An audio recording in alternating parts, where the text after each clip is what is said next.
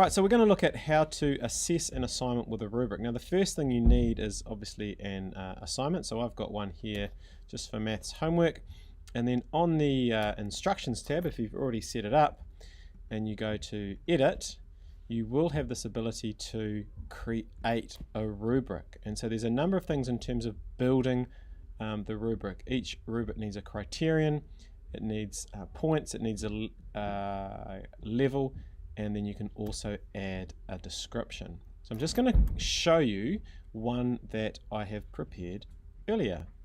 Okay, so here is my rubric for this. In this case, it's an inquiry, it's a project, and there are 4 criteria. So this is a student's document, and we've put the 4 criteria so they know exactly what they are being assessed on.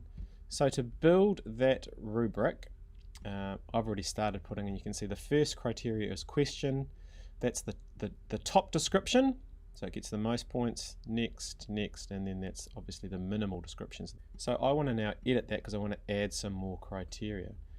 So what I can do, because I've already got this one here, I can just duplicate that criterion and now I can edit it.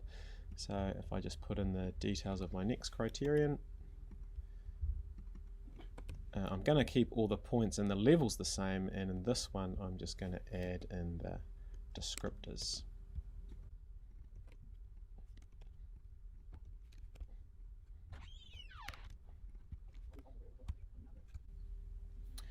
Alright, so now I've completed my rubric with the 4 different criteria. You must have points for each of the criteria, but the levels is up to you, and the descriptions you can add in yourself. Now what you can do is, by default, the order of the points is descending, right, highest to lowest, but you can change that to ascending as you like. So we're going to go ahead and save that rubric, and then I'll just give you a quick look at what it looks like when you actually come to mark a student's piece of work. Alright, so we're now going to look at it as if we were marking a student's piece of work. Now in this example, the students actually haven't submitted their work, but you can still see the workflow that you would go through in terms of marking with a rubric. So again, here's the gradebook interface. I've got my list of students here that I can either sort by surname, first name, or status if they've handed it in or if it's late.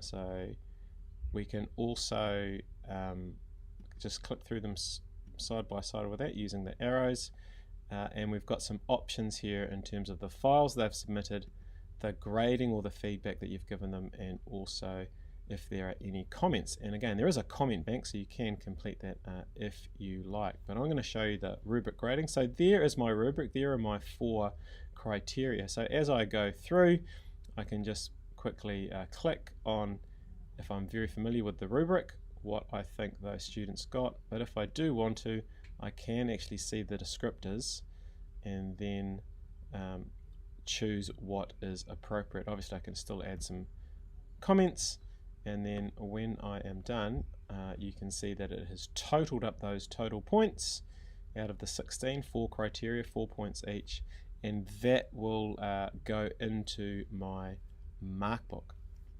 So there it is, that is Rubrics in Classroom.